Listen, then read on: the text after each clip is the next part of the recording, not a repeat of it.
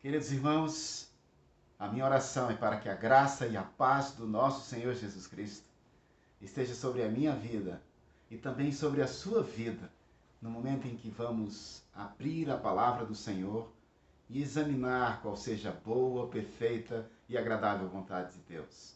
Que o Espírito Santo do Senhor, Ele mesmo nos ilumine e nos dê discernimento para andarmos mais próximos do nosso Senhor. A reflexão que eu trago nessa manhã é sobre a ceia do Senhor. É uma ordenança do nosso Senhor Jesus Cristo que nos determinou e nos orientou, dizendo: façam isso em memória de mim. Eu estou com a palavra do Senhor aberta em 1 aos Coríntios, na primeira carta de Paulo aos Coríntios, no capítulo 11. E é o texto que normalmente se lê na celebração da Santa Ceia do Senhor, ou Ceia do Senhor, como alguns preferem dizer. A partir do verso 23, ele diz assim: porque eu recebi do Senhor esse ensinamento que passei para vocês, que o Senhor Jesus, na noite em que foi traído, pegou o pão, deu graças a Deus, depois partiu o pão e disse: isto é o meu corpo que é entregue em favor de vocês. Façam isso em memória de mim. Assim também, depois do jantar, ele pegou o cálice e disse: esse cálice é a nova aliança feita... me perdi aqui. É a nova aliança feita por Deus com o seu próprio povo. Aliança que é garantida pelo meu sangue. Cada vez que vocês beberem desse cálice, façam isso em memória de mim. De maneira que cada vez que vocês comem desse pão e bebem desse cálice, estão anunciando a morte do Senhor até que ele venha. Eu entendo que esse é um dos momentos mais especiais na vida da igreja. O momento em que nós celebramos o sacrifício do Senhor Jesus Cristo. Como assim celebramos? Vamos retomar um conceito. Nós todos sabemos, ou até repetimos algumas vezes, que há tempo para cada propósito debaixo do céu. E nem sempre paramos para pensar que houve um tempo em que Deus desceu da eternidade, que o próprio Deus tomou a forma de homem, invadiu o tempo e dividiu a história no meio. Dividiu a história em uma antiga aliança e uma nova aliança, em um Antigo Testamento e um Novo Testamento. Os teólogos costumam chamar esse momento de a plenitude dos tempos, que é o que faz a diferença para quem esteve antes, que vivia com base na promessa, e aqueles que nasceram e vivem depois, que nasceram já com essa promessa cumprida, de que o próprio Deus torna-se homem, habita entre nós, oferece um sacrifício perfeito para a remissão dos nossos pecados. Algumas pessoas costumam dizer que Jesus é um homem que pode ser considerado Deus. Totalmente equivocada essa interpretação. Jesus é Deus que toma a forma de homem. E não somente a forma, ele se torna homem, vive o que nós vivemos sem pecado, e dessa maneira ele cumpre todo o propósito do sacrifício. Na pedagogia de Jesus, na sua perfeita didática, ele relembra a Páscoa estabelecida lá em Moisés, quando eles colocam sangue nos umbrais das portas e o anjo da morte passa e os filhos de Deus, os filhos primogênitos de cada família, não têm as suas vidas ceifadas. Era um ensinamento. E toda a caminhada dos sacerdotes, em todos os sacrifícios, havia ali um significado temporário do perdão de Deus pelo pecado, que só poderia ser feito com o sacrifício de sangue. Mas houve um momento na história, na plenitude dos tempos, em que o próprio Deus entra no templo, nasce como uma criança, habita entre nós, vive sem pecado, e como sumo sacerdote, e também como Cordeiro de Deus que tira o pecado do mundo, ele oferece o sacrifício perfeito. Observe uma coisa, mesmo os ateus, mesmo aqueles que não creem em Deus, nos países em que adotam o calendário ocidental, vão ter escrito hoje, a data de hoje, 7 de junho de 2020 estão, sem perceber, declarando que houve um evento tão importante na história da humanidade que a dividiu em antes de Cristo e depois de Cristo. Declararam de alguma maneira, mesmo que não queira, que houve algo tão extraordinário a ponto de dividir a história. Agora, o próprio Senhor Jesus, depois de ter passado 3 anos e meio com seus discípulos, de ter realizado muitos milagres, ele dá uma orientação direta para os seus discípulos. Pouco tempo antes da sua morte, ele manda que eles preparem uma festa, uma refeição para a Páscoa. Manda que eles escolham um lugar e até dá alguns sinais de que alguém vá à cidade, encontre um homem carregando um cântaro. Era uma senha, talvez, porque o cântaro era carregado pelas mulheres. E falem com esse homem diretamente: olha, o meu Senhor mandou ver onde é o lugar que nós vamos comemorar a Páscoa. O homem os conduz a um cenáculo mobiliado e eles fazem ali aquela festa. E no momento da refeição, embora eles já tenham ouvido muitas vezes Jesus falar que haveria de morrer, que teria que fazer um sacrifício, nada disso fazia sentido para eles. Mas naquele momento ele disse: olha, aqui está o pão.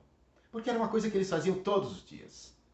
Partiu o pão, deu graças, como ele sempre fazia, e disse: esse é o meu corpo que vai ser dado por vocês.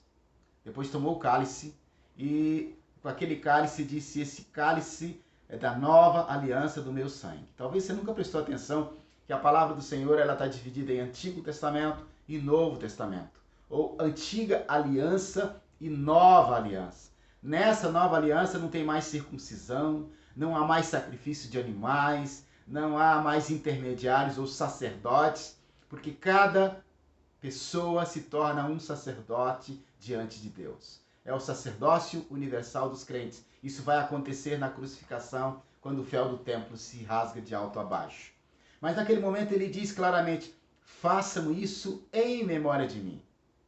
Talvez você tenha se perguntado algumas vezes: por que eu não prego?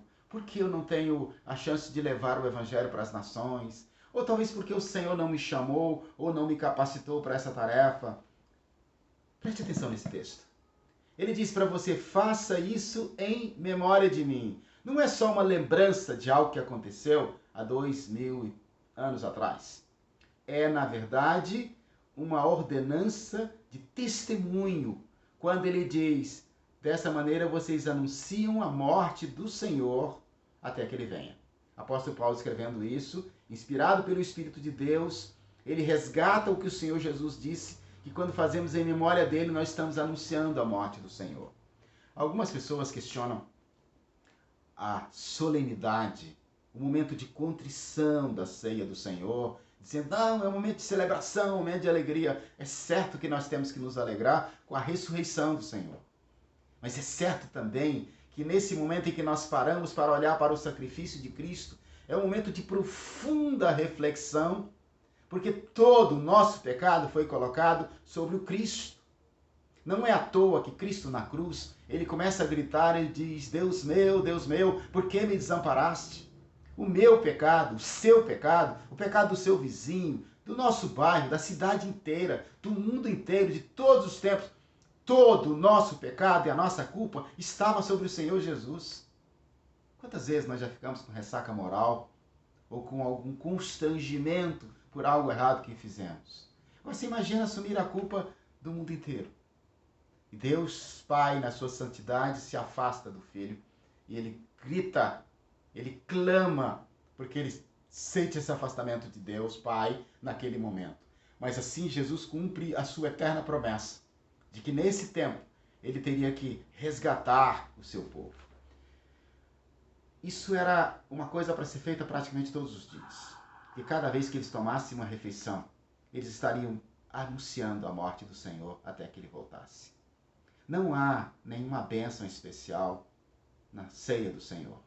Você não pode pensar assim: se eu tomar a ceia do Senhor eu vou ficar mais forte, serei mais abençoado, terei melhores condições na batalha espiritual ou contra as fraquezas da minha carne. Não é nesse sentido. O sentido é de testemunho, crendo naquilo que o Senhor fez por você e por mim lá na cruz, crendo que o que ele fez na cruz transformou a minha vida e a sua vida, e crendo que cada vez que nós fizermos que entrarmos na casa do Senhor, discernindo aquilo que estamos fazendo. Se os nossos filhos, se os filhos dos nossos amigos, os netos, sobrinhos, as pessoas que entram na casa do Senhor no momento do culto, da celebração, ao observarem o que estamos fazendo, podem ficar se perguntando: o que é que significa isso? Saibamos ou não, estaremos anunciando a morte do Senhor, dizendo: meu Senhor morreu, mas a morte não foi capaz de detê-lo no túmulo. Ao terceiro dia ele ressuscitou. E tendo ressuscitado, ele subiu aos céus e está assentado à direita de Deus Pai Todo-Poderoso. E vai voltar. E até esse dia, quando ele voltar, até que ele venha, é a orientação desse texto, nós temos que anunciar. A ceia do Senhor, ou a Santa Ceia do Senhor, é uma ordenança, assim como também o é o batismo. Mas sendo uma ordenança, é algo que nós devemos fazer com seriedade, examinando a nós mesmos. Não para deixar de tomar, não para deixar de alguma maneira dizer: eu não sou digno de tomar a ceia. Pelo contrário, nós somos indignos. Mas nós devemos aproveitar cada momento de celebração da ceia do Senhor, examinar os nossos corações, examinar os nossos comportamentos, condutas, pensamentos, intenções, colocar aos pés da cruz e pedir que o Senhor nos devolva a alegria da nossa salvação e reconhecer que o sacrifício de Cristo é suficiente. E dessa maneira, meus irmãos, nós vamos fazendo a nossa caminhada, porque nós somos os do caminho, aqueles que estão caminhando na direção do encontro com o nosso Senhor Jesus Cristo nos ares quando Ele voltar. Somos aqueles que estão caminhando na direção da Jerusalém Celestial. Não que sejamos ETs, não que devamos deixar de viver o hoje. Pelo contrário, com os pés no chão, com os olhos na eternidade, crendo que o sacrifício do Senhor Jesus Cristo é suficiente nas nossas vidas. Eu não sei quando é que teremos a oportunidade de celebrar juntos no templo a ceia do Senhor. Muitas igrejas têm feito de formas várias de enviar os elementos para casa. São feitos nas famílias, nas células, nos pequenos grupos.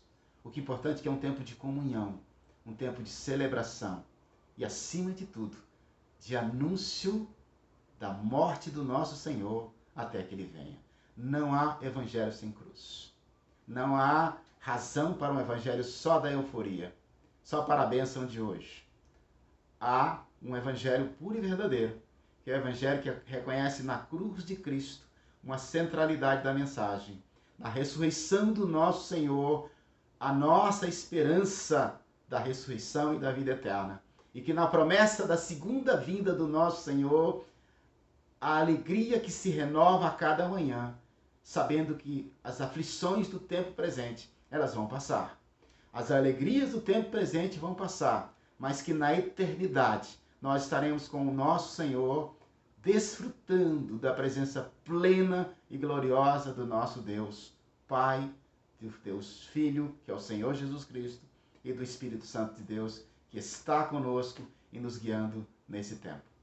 Espero que esta reflexão seja útil para a sua vida. E quero encerrar essa reflexão com a bênção apostólica, desejando que o amor de Deus, nosso Pai, a graça do nosso Senhor Jesus Cristo, a comunhão e as consolações do Divino e Eterno Espírito Santo estejam sobre a minha vida, sobre a sua vida, sobre a Igreja Batista do Jardim das Esmeraldas e sobre todo o povo de Deus espalhado pela face da terra. Que Deus nos abençoe. Amém.